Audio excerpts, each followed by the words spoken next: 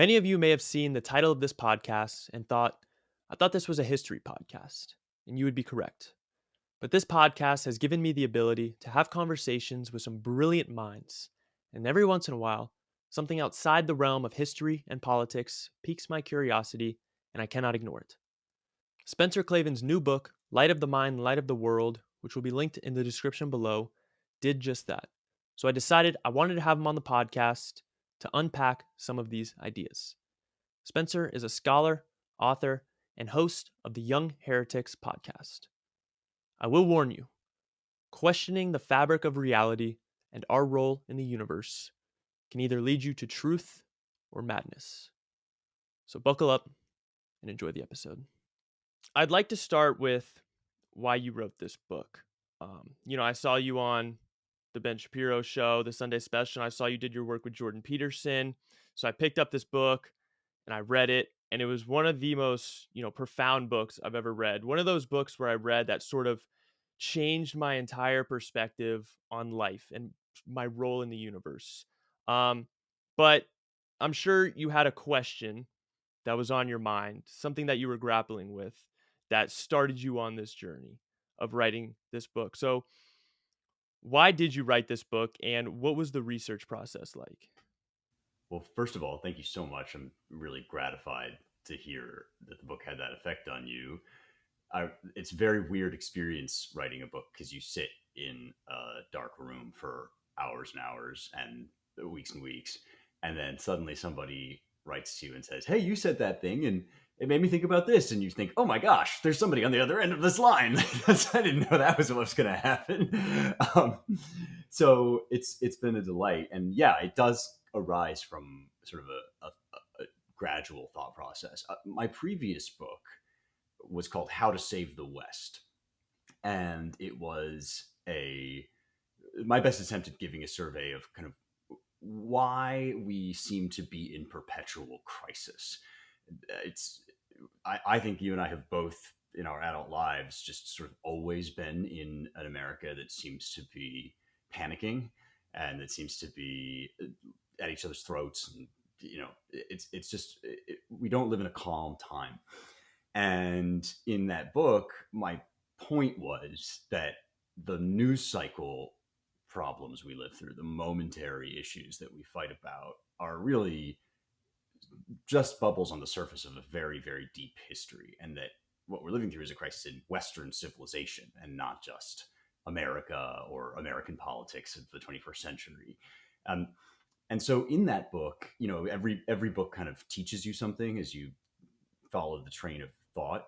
And what that book taught me is that every crisis we are facing is ultimately a crisis of faith.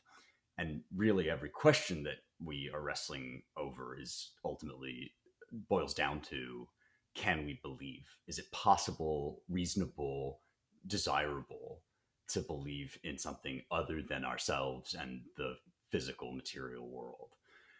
Because ultimately, the questions that we fight over about the definition of words, about absolute truth, about science and technology, they all require us to believe in some absolute standard, some eternal standard outside of ourselves. But that belief has become extremely unpopular in the modern West. And so, having kind of arrived at that conclusion from that book, I came to realize that sort of the big obstacle in the way of a lot of people, myself sort of included as a young man, a big obstacle to believing is this notion that science has somehow disproven God, or that science has kind of made God obsolete.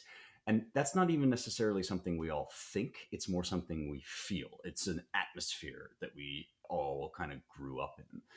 And so this book is my attempt to deliver kind of a hard reset on that story. First, by going back into the origins of science and telling the history of how science emerged out of very religious impulses, a kind of theological origin for science that then kind of grew into something that seemed to have disproven God. So where it, I should tell the story about how it is that we lost our faith or came to feel that science and faith are at odds. And then finally, in the last section, I argue that that idea is not only unhelpful, it's also wildly outdated. So that modern science, in fact, that is cutting edge science, doesn't describe a world that is purely material, that has no room for the transcendent, but actually requires some kind of spiritual outlook to understand it. And it might even be that our scriptures, the Bible, is actually the best way to interpret what's going on in science right now. Yeah, it's almost like to understand the complexities and these foggy questions that we deal with, we almost have to go back to the beginning to find answers. But I mean, you make such a great point about faith in today's society. It seems that it's almost become like societal dogma of like it's societal pressure to discard faith in favor of science. We see a lot of people rising like Stephen Hawking and Neil deGrasse Tyson, these brilliant scientific minds, but they're sort of discarding the role of faith. And I think you're so right that everything does boil down to faith. I'm Catholic. I was raised Catholic my whole life. And I've always sort of had this instinct or inclination that science and faith are connected. I mean, they have to be. The the argument that science and faith are just two different realms that are incompatible just never really made sense to me, which is why I was so gravitated towards your book. Um, but yeah, I mean, these questions of every all these this the politics and the surface level stuff, it really is surface level stuff. I mean, what humans are really trying to grapple with is what is our role in the universe? Is there a benevolent creator? What does the afterlife look like? Is there an afterlife? I think all of our problems sort of do boil down to that, and those existential those problems, because we all have our differences, but we're all one species, we're all humanity, and we all have to have that in common, that we all came from the same place, we're all made in the image of God. But going to your title here, Light of the Mind, Light of the World, what exactly does that mean? Yeah, well, it's interesting that you're Catholic because I think that Catholicism has one of the richest traditions of reading what Saint Augustine would have called the book of nature next to the book of scripture. And implicitly, if you believe in God and you believe that he created the universe, then it would be at least extremely odd if the world seemed to contradict what your faith tells you. And so, actually, you want to have a kind of marriage or a conversation going on between these two things. One of the things that not everybody realizes is that the guy who discovered what's now known as the Big Bang was a Catholic priest. We have this idea of the church being anti-science that we probably got from like a story about Galileo that we heard sometime in middle school, right? And that's one of the stories that I totally retell in the book because it's not at all what you were told it was. It's really much more of a careful and difficult attempt on the part of all believers, all religious believers, to work out what our responsibility is to God. If we have reason and the world seems to answer our reason, how do we know God rightly and honor God rightly in his creation? And as you say, these are very fundamental human level questions. Of course, Catholics have a specific answer to it, as do Protestants, as do Muslims, as do Jews, or whatever. But everybody is asking those questions. And even if you don't know you're asking those questions, you're asking them because even things like, what should I do with my life? If you're, a young person, you're trying to figure out what career to go into, you're ultimately asking questions about your purpose and your design and what's best for you. And so that moment that you described, the new atheist moment, right, with the Neil deGrasse Tysons of the world, but also Richard Dawkins and Sam Harris, and even to a certain extent Stephen Hawking, although he was sort of peripheral. This is a very unnatural, weird moment where we were kind of forbidden from asking those basic questions, or we were told they weren't important, or we were distracted with other things. And that's not a sustainable way for a civilization to proceed. You can come up with a variety of answers to the ultimate questions, but you can't just call call them off. You know, you can't just sort of nope out of answering these basic questions. And so I think we are living through a moment where those questions are coming up again. And new atheism is really over. It's really quite sort of passe. And instead, you're getting a bunch of what I would call replacement theologies or new theologies that are rising up. You know, I would count what we typically refer to as wokeness under this heading. I would say that's a kind of theology or a pseudo theology. I think some forms of environmentalism are like this. You know, it's like this sort of apocalyptic nature worship. And so, really, the question at stake for us is what are our theological principles going to be? Not are we going to think theologically, not are we going to have a religion, but how are we going to answer these big questions? And so that's what the title of the book is about. The idea of the meeting between the mind and the world is kind of my central idea in this book that I think is something deeply rooted in scripture, but also urgently necessary for this present moment. And effectively, what it comes down to is mankind made in the image of God, as you indicated, right? The idea that we are not simply heaps of atoms that crawled up out of the primordial sludge or accidental machines for answering certain immediate evolutionary problems.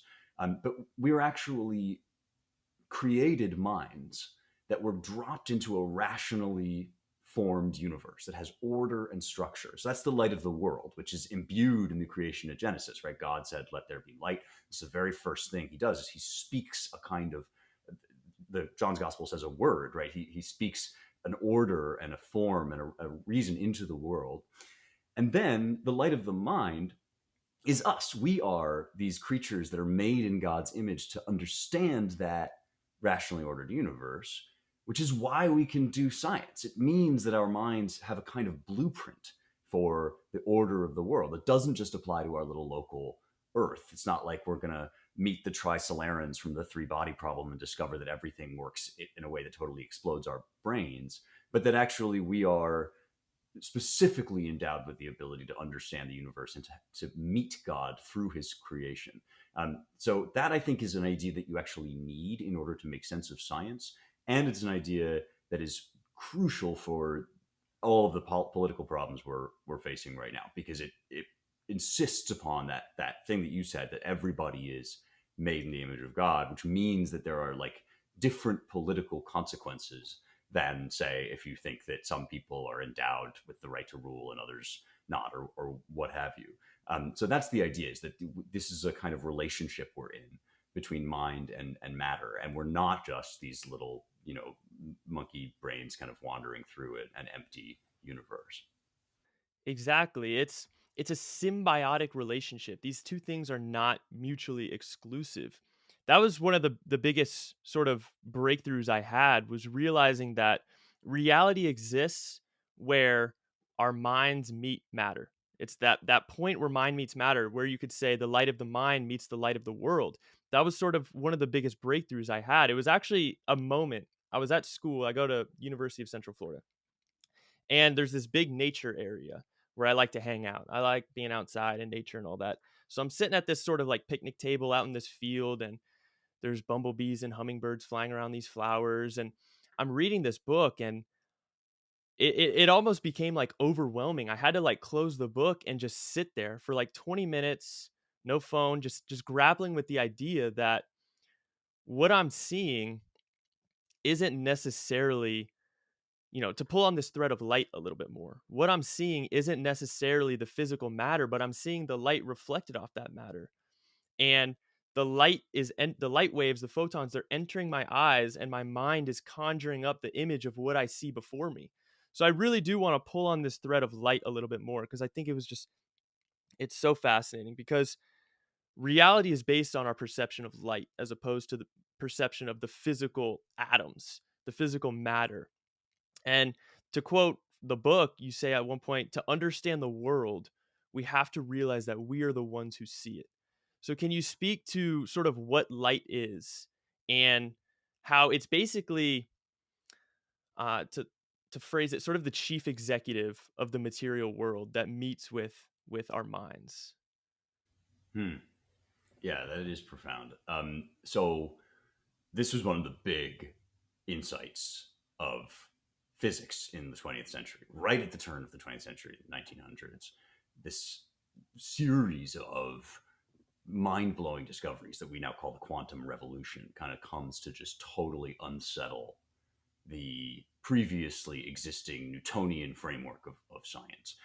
And what's so poetic about it, and this really is, I find so much poetry in the history of science, even though it's usually just guys in laboratories like churning their way through math problems. There's just an enormous, when you step back and look at the trajectory, it's like a symphony or the grand sweep of a poem, because it does begin with light. They're studying light, and this is something that has been causing problems for decades at this point. That you with Michael Faraday and James Clerk Maxwell and some of the giants of the 19th century, you eventually arrive at this realization that light is a transverse wave, an electromagnetic wave, which means that it basically is a fluctuation of energy. But in classical physics, when you think about the world, you picture a big empty box of space filled with objects. And the objects could be planets, or they could be couches, or they could be whatever, but they're moving through this empty space.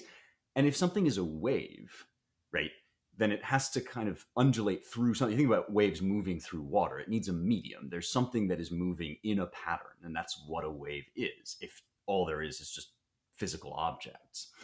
And so when light starts to seem like a wave, and people are able, with Maxwell's equations, we're able to describe its motion very precisely. And the big breakthrough comes when they discover that the speed of electromagnetic waves is the same as the speed of light. And so it turns out that that's what this is. But the big question is, okay, so what's it moving through, right? What is the medium of light? What's the thing that's waving, if this is a wave? And they go through all of these different experiments to try and find it, and all these theoretical different kind of hoops that they jump through. Because if it really is a physical thing, if it's like a fluid or a gas or something, then it has to do all of these impossible things. Like, it has to be so rigid that it can host a wave that moves at this blistering speed of light, and also so thin that we can walk through it without feeling it, because it's got to be everywhere around us and all through space, right? And so this is called the ether, this idea, the luminiferous ether. And they try to find it. And finally, with the Michelson-Morley experiment and a few other key insights, it turns out like this is just, there is no ether. It's not a thing. And so it is Einstein's great revelation that light isn't moving through anything. It's that the world isn't actually made up of objects in a box of space. It's actually made of something much more mysterious called fields, which we sort of picture as these jellies or this kind of like undulating flow or something. But really what Einstein was getting at is that objects themselves aren't actually the bedrock of reality. Relationships are the bedrock of reality. At one point in his book on relativity, he says, the only thing that's really materially real about each point in the universe is its relationship to all the other points. And so this notion that we had, that we could picture the world as like, a machine made up of objects, just totally melts away. Whatever the world is, it ain't that. And so then for the rest of the century, everybody is trying to figure out, what is the world then? What's the world made of? And the real kind of, flip over the table moment comes when Max Planck and Einstein and some of these other guys are trying to figure out, like, what exactly is light made of? What happens to it, in a vacuum?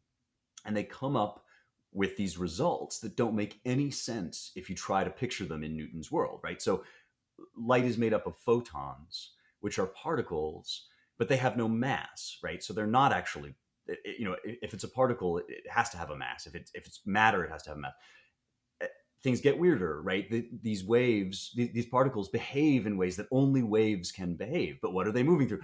And finally, with like Niels Bohr and some of these other guys, you arrive at the conclusion that unless you are observing particles of any kind, they are real, but they're not anything that the human mind can picture. In other words, the basic rudiments of existence outside of our conscious perception are totally they totally shatter every category we have: space, time, right? They don't answer to those categories, which means that we have no way of describing them except in terms of likelihoods and possibilities. We can say of a particle when it's outside of our remit of observation, we can say it's likely to be in this or that place, but it's fundamentally impossible to say that it's anywhere until we're observing it. And so this whole notion that we have of like a world full of objects outside of us is actually kind of just a picture. It's just a mathematical idea that we use sometimes. The reality is there's a world out there, but it doesn't look like anything that we can describe until we are in relationship with it. And that's when that moment that you're having, at the table kind of starts to make sense, right? Because yeah, the bird is out there, the bees, the beautiful sunlight, all of that exists. But in order to speak of it at all, we have to speak of it as it comes through the filter of the human mind. And so human consciousness actually, in some meaningful way, creates the world, at least creates what we speak of when we speak of the world, including when we describe it with mathematical equations.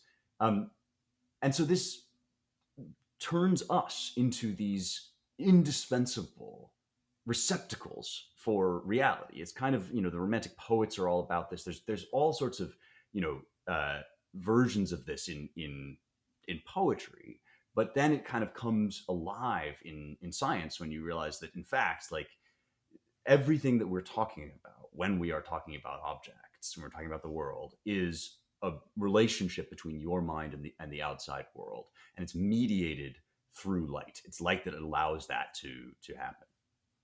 That is so that is so profound. It's like in order for the universe to exist, we have to be here to observe it. We have an integral role in the universe. But you said something really, really interesting there. I think talking about Einstein, that relationships are the bedrock of reality, not necessarily the matter itself. And I think there's actually a pragmatic lesson we can take away from that in sort of finding purpose in life. Is, you know, a lot of people say talk about money and material gain, but that's not where fulfillment and purpose comes from. True fulfillment and purpose comes from the relationships we build while we are here on this earth. When you have kids, I don't have kids, but I'm, you know, judging by what people say when they have kids, it's like nothing you can describe. It's that relationship you're building with another human being. So I think there's sort of a pragmatic lesson we can take away from that. But earlier in your answer, you said something that I have been grappling with for a little bit now, and that's the poetry of science. You say there's poetry in science, and I think that is so true. There's a Leonardo, I read your book coming right off of Walter Isaacson's Leonardo da Vinci biography, who I think is probably the most fascinating person in history. But he has this quote that might be like my favorite quote of all time. I think I could just think about this endlessly. He says, "Study the science of art, study the art of science." And it's this clear connection to me between science and the material and the beauty of the abstract and the human consciousness. There is beauty and poetry in the material, in the science, but also there is sort of a technicality when you look at human consciousness and art and abstract. So I think that it all sort of comes together.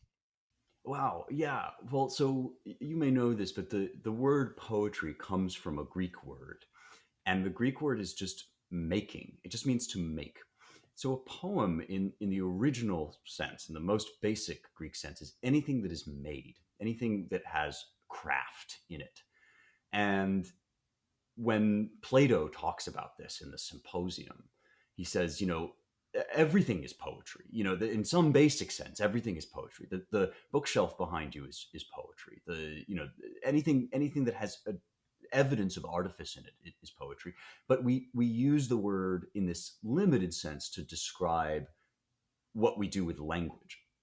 But it's not because the words that we use in poetry are uniquely poetic. It's because this is sort of our most concentrated version of something that's going on everywhere, all the time that something is being made. And with language, we're able to do it in this incredibly meticulous and profound way because the words have this artistic quality to them, but they also have meaning. And so there's this wonderful union between what's being said and the way that it's being said. And once you kind of pull back from that and you realize, okay, so that's true everywhere. The crafting of a chair is a kind of poetry, right? Anything that has any time that you take some form that's in your head and then you install it into the world somehow and you fill matter with this form, you are doing a kind of poetry. And if you think about that basic action and how we do it, in our relationships, in our daily lives, right? We begin with a vision, say, of a marriage, and then you just start to work with the raw material of each individual day, and that day is like a little piece in this picture you have in your head of what a marriage looks like. That's a kind of poetry, right? Everything is an act of poetic diction or poetic creation. And then you have to ask yourself, when you look around at the material world, at the natural world, right? Is there poetry there? In other words, are we confronted with a bunch of unformed raw material? Or are we looking at the results of a mind with an idea in its head that is working these things out, right? And this is why, in the Bible, when Paul says you are God's handiwork, this is the typical English translation is you are God's handiwork. The Greek is you are God's poema. You are God's poetic action. You yourself are a poem. And this conversation that we're having right now, right? That, yeah, in my own little room alone, I suppose there's somebody called Spencer. That is, I have my thoughts and my character. I'm not a totally malleable person. But, I wrote that book. It drew something out of you that wasn't, it's not just the book. It's where you were in your life at that moment, and it's what was going on around you that you happened to be happening when and that network of relationship produced something in you that then inspired you to sort of reach out to me. And now here we are having this conversation, which is also part of the poetry of our lives, right? And either that is just like a thing that is going on sort of randomly, or there is an author of this poem, and we are not it. Like there's actually, when you look back on your life, you realize that you are a kind of poetic act on God's part. Like you are this idea that he has, that he's gradually working out, including bearing in mind that you're going to make mistakes and knowing that you're going to get confused. Like that's part of his poetic design. And once you see that, it's actually like life itself becomes incredibly profound. And it becomes self-evident. It's like once you see that, you can't unsee it. It seems so self-evident. But yeah, I mean, we are the poets of our lives. Like there's this book, I think maybe James Smith, I forget the author's name, but it's called As a Man Thinketh. And he's basically like your thoughts become your reality, your circumstances, and you are the creator of your life. Whatever you want your life to be is at the manifestation of your thoughts. But I mean, it's so true. To me, there really is poetry in everything. Like this cup of coffee here, like this is beautiful to me. Like there is poetry in even the mundane and everything. And boiling that down to the most macro is God is the poet of the universe. The universe is his creation. And I mean, going back to light, looking at Genesis, like it seems that it's so significant. Like it became so obvious to me why God created light first. Let there be light. Because everything after that seems irrelevant or, out of reach without the creation of light. Light is, as I said before, the chief executive of the universe. So I mean, what is the significance of God creating light first? Yeah. Well, it's interesting that Genesis is not alone in assigning special significance to light. So there are all sorts of mythologies where light is very important. But one important thing to understand about the book of Genesis is that when it was composed, there were a lot of rival mythologies out there. It was not like something that got dropped into the world. It's not Genesis, is not the first creation story that anyone's ever told. And if you look at the other creation stories that were current in the ancient world, you get, for instance, the Enuma Elish of the Near Eastern civilizations that were kind of in the realm where Abraham would have been. Or you get Hesiod's story of the creation of the world in the Theogony. And as you start to study these different creation myths, you realize that Genesis is not just unique, it's purposefully, self-consciously unique.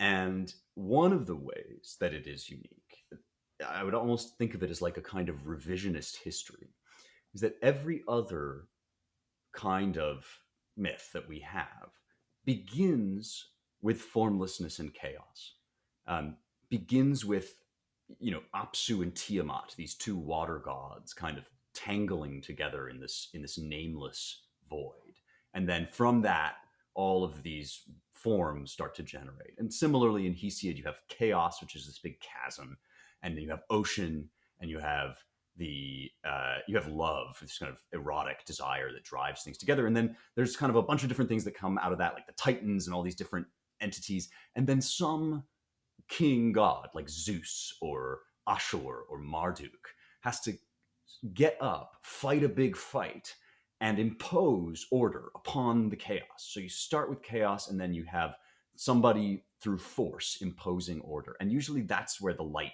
comes in. It's usually the king god that speaks light into the world.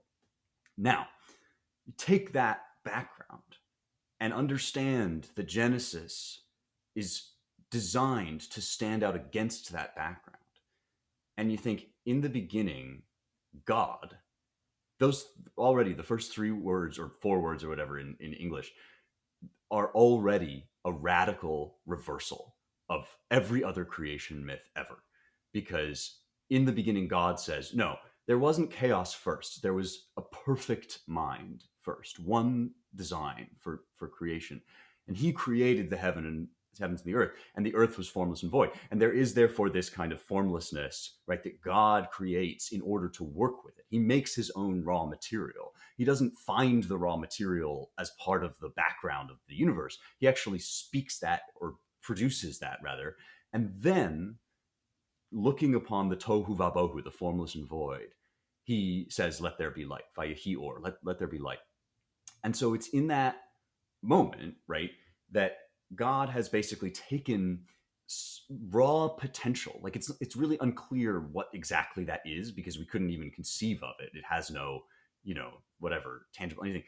And he makes it visible. So as you say, it is the chief executor of the universe, because it is the first thing that it makes it possible for this potential to become reality. And if you take that prime idea and you just poured it over for a second into the quantum physics that we were talking about, right? When you start to ask yourself a question like, what is a particle? What is an electron, let's say, when we're not looking at it? If it's just in a void and we're not looking at it, is it here or there? How fast is it moving? How fast is it spinning? All that stuff, right? The answer to most of those questions is it's just potential. It's just possibility. It could be any range of ways.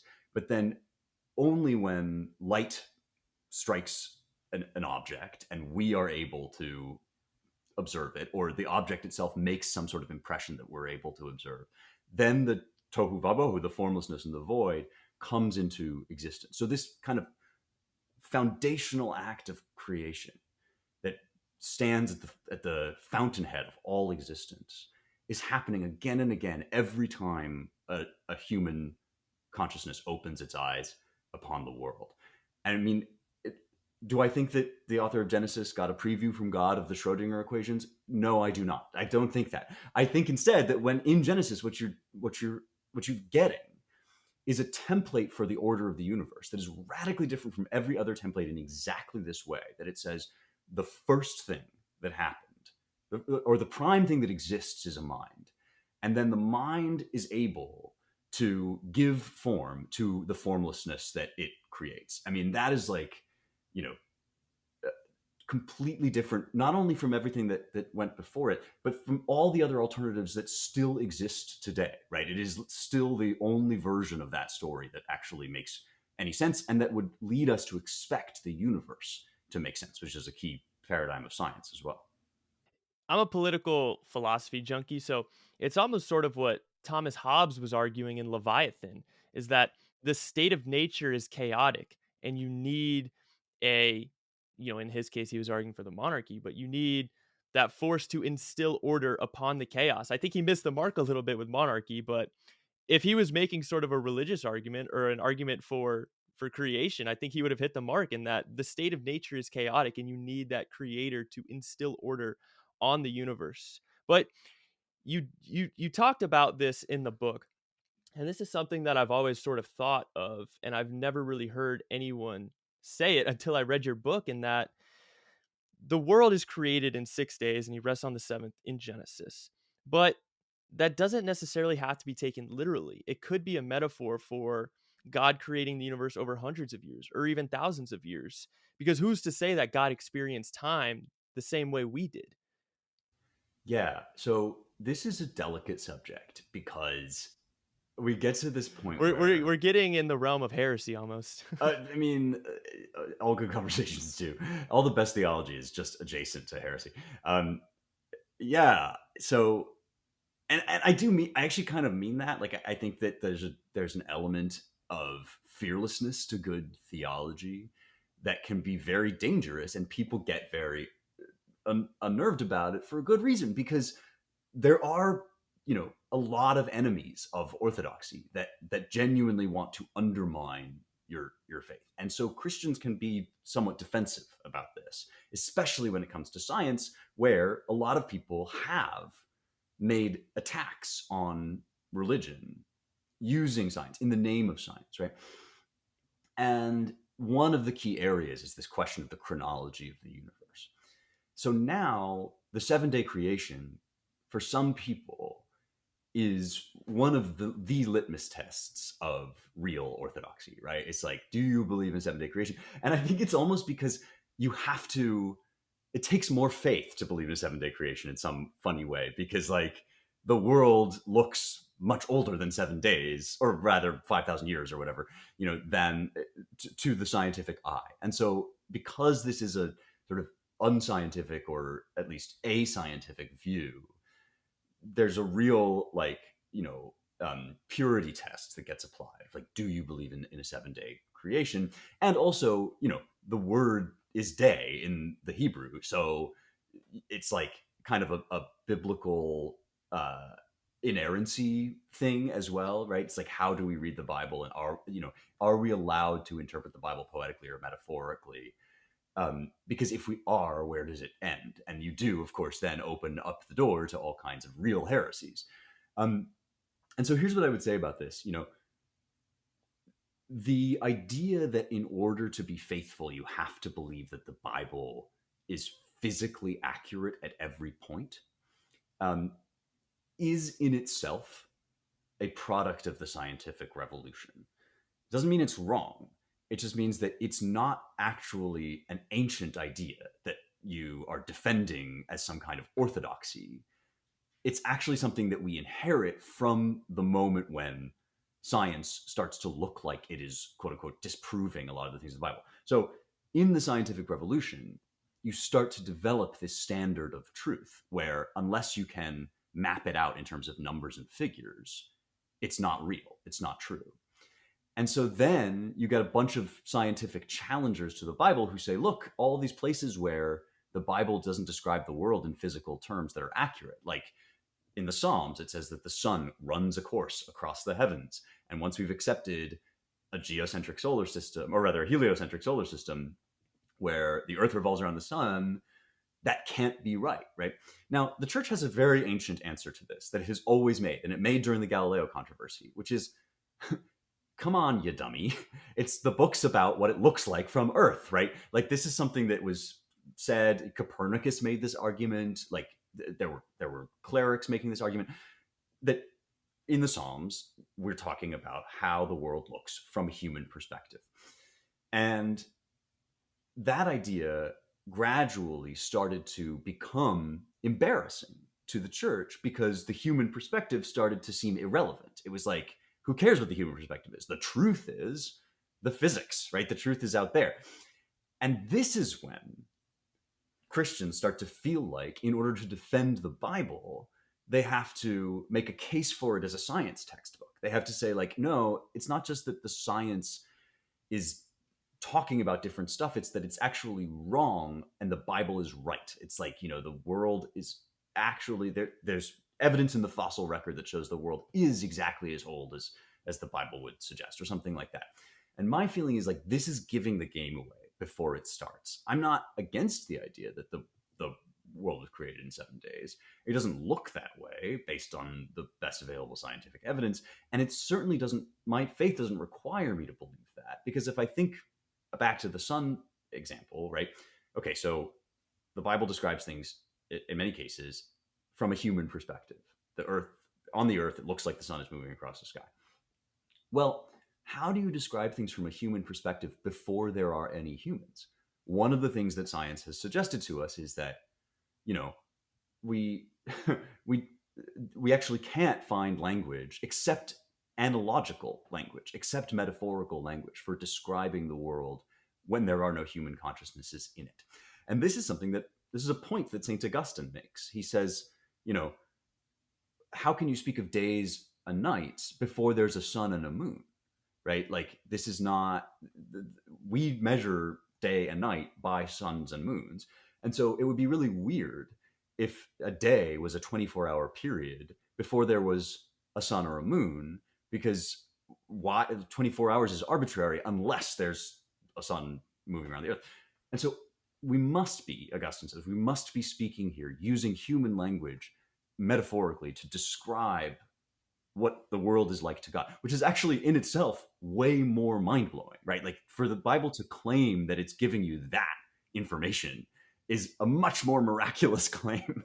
And it does, in fact, align really wonderfully with modern cosmology. If you think, like, well, okay, so for instance, after about 360,000 years, scientists think, you have the Big Bang, then you have about 360,000 years, during which time light is effectively trapped. It can't dissociate itself from matter. And after that period, once things have cooled and matter has begun to congeal, light can escape. What's the consequence of this for us? Well, when we look in our telescopes, right, we are looking at light that has taken however long it takes to travel to us. And so we're looking effectively back into the past.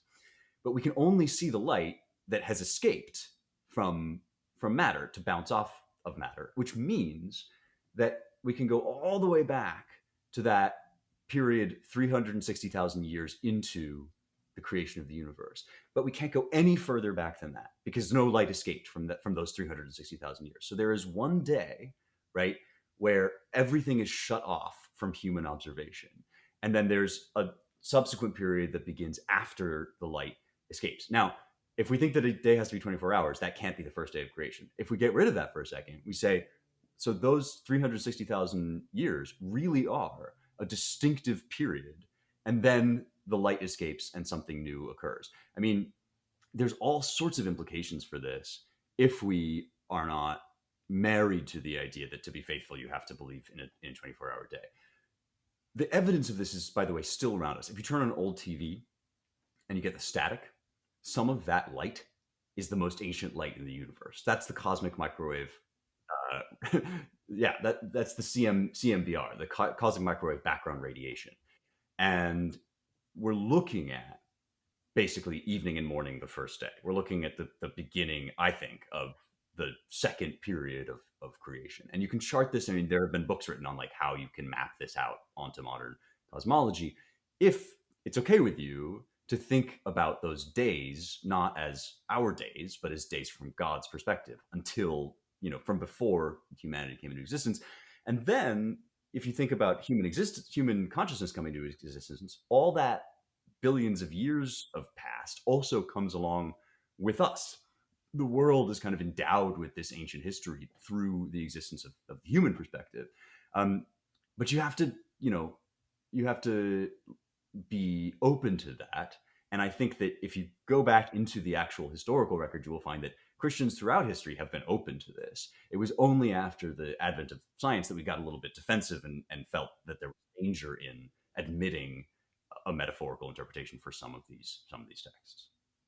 Yeah, that's such a fascinating sort of idea, is that, the static of the TV is remnants from the origin of the universe. We were kind of ragging on Neil deGrasse Tyson earlier, but he actually had this tweet, I believe, which is pretty profound to me. He said, "Ever look up at night and feel small? Don't. Instead, feel large. Atoms in our bodies trace to the remnants of exploded stars. We are stardust. We are alive in the universe, and the universe is alive within us." Yes. Well, this is the thing, right? It's not that guys like Tyson or Dawkins or anybody are just like, you know, dastardly evil villains. And a lot of the stuff that they're saying is totally beautiful, right? I mean, everything that we're describing about science is magnificent. And as I say in the book, right, I'm not a scientist, so it's not like I'm going out here and making these discoveries. It's like we owe these people an enormous amount. It's just that if you take that Tyson tweet, right, and you ask like, okay, who cares? Like you're made of stardust, like, but who cares about stardust? Like, why does any of it matter? The only reason that the word stardust inspires a kind of awe in us is because we perceive stars to be very majestic and beautiful. And it's in our experience that the universe even gains these qualities like beauty. So it's true in a certain sense that the world is very magnificent, but it's also true that it's not magnificent if there's nobody there who can even conceive of the concept of magnificence. So ultimately, the question is like, where do you start here, right? Like, do you begin with the world's really great and we just happen to be moving through it, or do you begin with like the fact that we are in the world makes it kind of astonishing because that's sort of where I come down. Yeah, exactly. No, I think it honestly just supports your claim, like that quote, that idea of the symbiotic relationship between humans and the universe. But I mean, going back to the Big Bang you were talking about, the Big Bang just doesn't logically make sense to me, because one of the laws that govern the universe is that matter cannot be created or destroyed. So if matter cannot be created or destroyed, the Big Bang makes no sense unless there was an all-knowing, all-powerful God or mind to create the universe. Matter simply could not have created itself from nothing. But I do want to delve further into the realm of heresy and sort of apply that metaphorical poetic interpretation of the Bible. Could that same idea be applied to Darwinism or the theory of evolution, for example, as opposed to creationism? Because isn't it possible that, the Bible says God created man. So isn't it possible that he created the conditions for man to come to fruition in the universe? I would say it's certainly possible. I think God can create man however he wants, and far be it from me to restrain it. Darwinism is an interesting one because there are, unlike the Big Bang, which, as you say, if you can believe in a creative mind, the Big Bang makes sense. If you can't, it's total gobbledygook, which is why people, do multiverse theory and stuff. Um, Darwinism seems to me to have a lot of problems as a scientific theory. And there are people working in evolutionary biology right now who are pointing out, for instance, that there's really not enough time, even in the time scale of this vastly older universe than we previously thought. There's not enough time from the genesis of life on Earth to now to get the biodiversity that we have based on kind of current Darwinist thinking. And so when I say that, I'm not at all saying like, and therefore Darwin was wrong about everything. There is no evolution. Mankind was dropped fully formed. I'm just saying like, it seems like the jury is kind of still out on this one, and this is where there's a lot of defensiveness on the scientific side. And people get very, very angry when you say, I don't really think that they've figured this out, but they haven't figured this out yet. That having been said, right? If in fact it turns out that first there was lizards, and then I'm making this up, but like first there was lizards, then there was chickens, then there were monkeys, then there was us, right? If that's what it turns out to be, then we absolutely could attribute that to God, right? We would just say, first of all, the conditions, the laws under which this development happens are being laws require some sort of mind to design them. And perhaps more importantly, the product of this evolutionary chain is something totally unnecessary to, like, from an evolutionary survivalist perspective, right? The fact that at the end of this you end up with a mind that can do poetry, um, this is something that, for instance, Yuval Harari is like totally perplexed by. If you read Homo Deus and Sapiens, he's like, why do we need feelings, right? Why do we need like sensation and all this stuff? And the answer is because that was the whole point, right? There's no from an evolutionary perspective, if you could take away all of our feelings and just leave all of our reactions to stuff, and we were able to calculate and we were able to make decisions, but we never felt fear or anger or desire, pain. From an evolutionary perspective, that would be preferable. That would be great, because like then we would just not be tormented by all these weird things like ethics. So even if you are an evolutionist, you have to answer like, why did this bizarre thing come into being? What purpose does it serve? And if the answer is none, then maybe this was the point all along, and maybe we've been directed in this way. So yeah, I'm not an evolutionist just because I don't think that the science is settled, but I'm very comfortable with evolution as an idea for sure. Yeah, I think it's just an interesting idea to grapple with if you're going to take that sort of poetic interpretation of the Bible. But I want to talk about objective reality, which you've talked about on your podcast, Young Heretics. Are you familiar with Donald Hoffman? I don't think so. Okay, so he was on the Lex Friedman podcast. I'm a big fan of, and I listened to his episode. So Donald Hoffman's argument is that space and time are simply the interface we use to view reality. Our perception is an evolutionary trait that we have developed to allow us to live long enough to reproduce. Because he argues that our brains are simply incapable of comprehending the complexity of the truth of the universe beyond space and time. There is an objective truth basically underlying everything, but our perception of reality is incapable of seeing it. It's like I'm looking at this computer screen right now. If I were to, manually connect all these complicated computer circuits to produce a single pixel on a screen, like that's unrealistic, that's unattainable. So I have this computer interface to do all that for me. And he's arguing that our brain and our consciousness and our perception sort of functions in that same way, that creates space and time as an interface to view reality. Mm.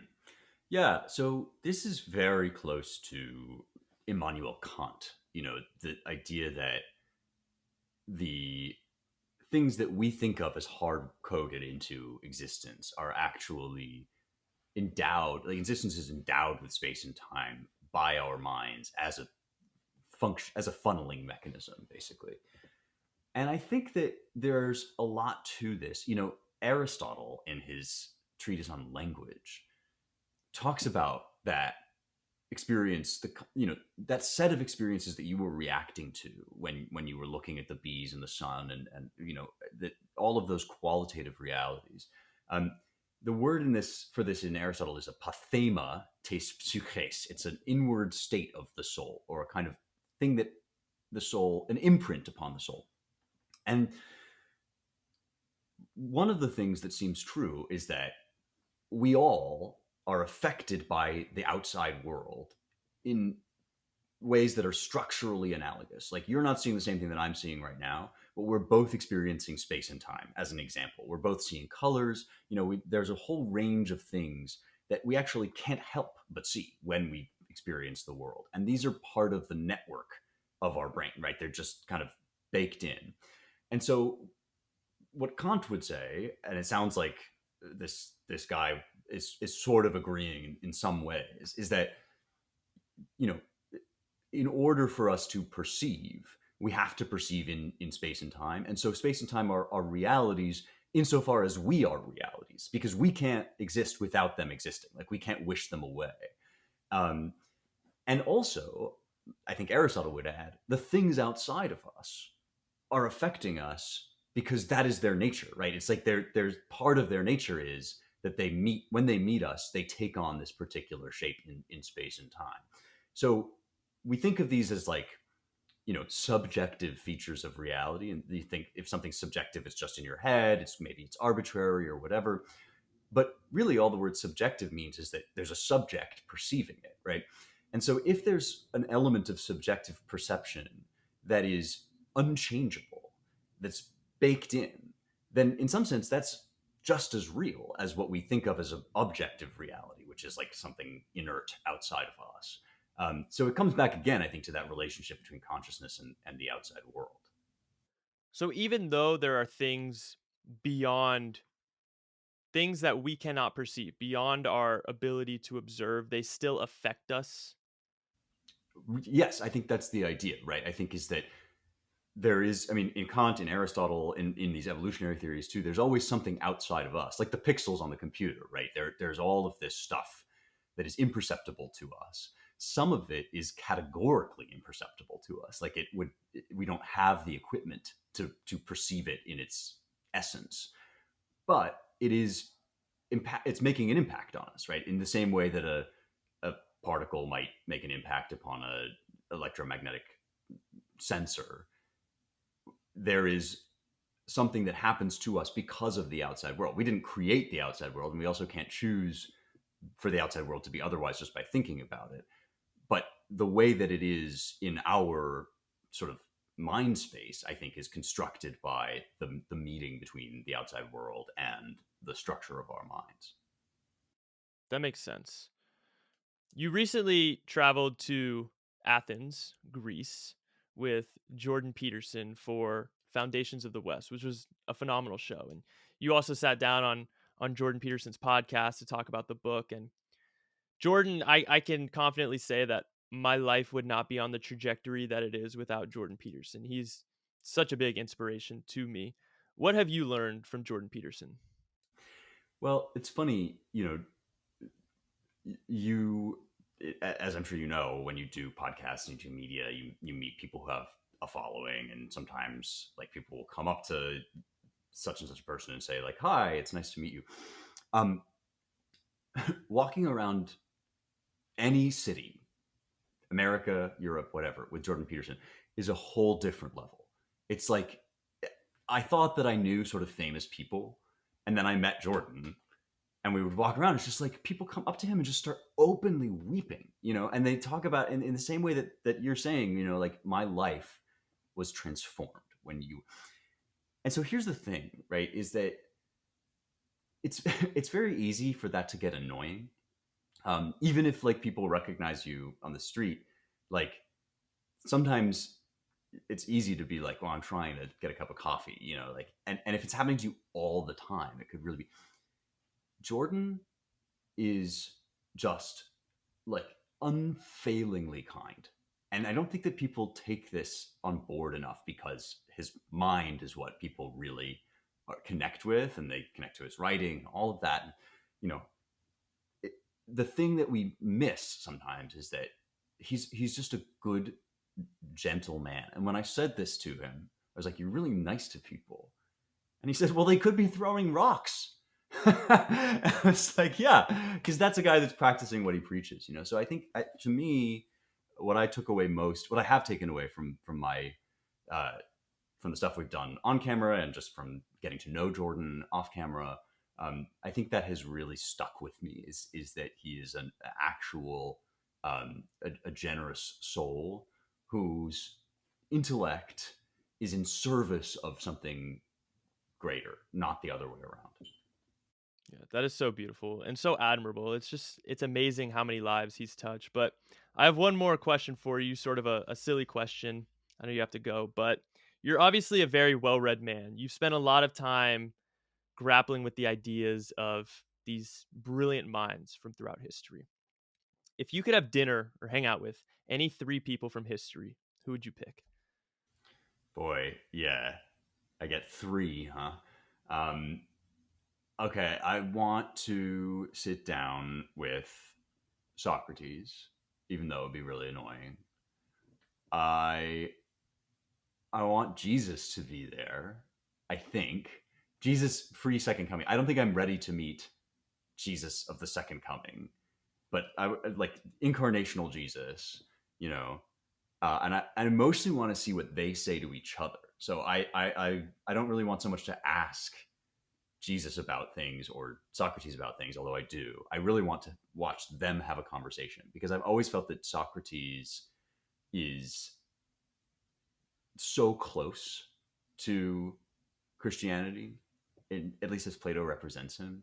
And I've always wondered, like, if he had met Christ, would he have recognized what he was searching for all this time?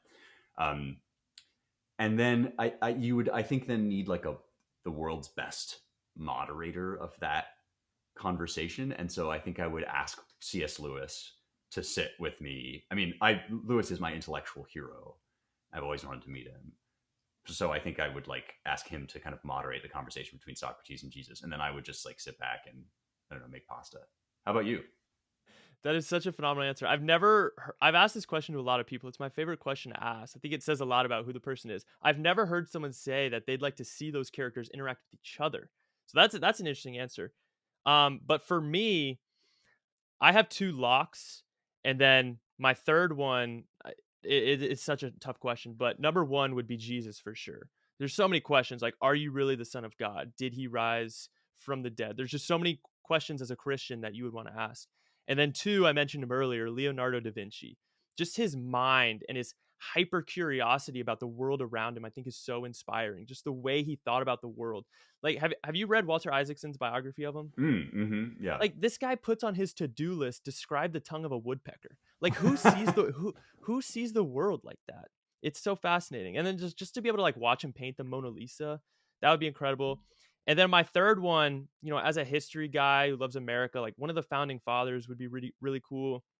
But I'd like to pick more of a fun one, so I'll pick Elvis. I'm a huge Elvis fan. I think it would be pretty fun to hang out with Elvis.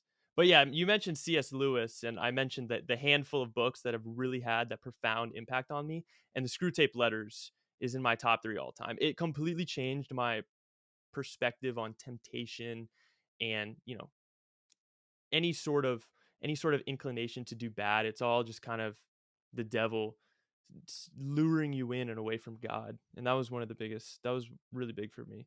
But Spencer, I want to thank you so much for taking the time to chat with me today. I'm extremely grateful for your time. I know you're a busy man. And thank you for doing the work you're doing. Thank you for illuminating these ideas, illuminating these truths. I know you're touching a lot of people out there and doing some really important work. So, Spencer, thank you. That really means a lot. And thank you. This has been a true delight.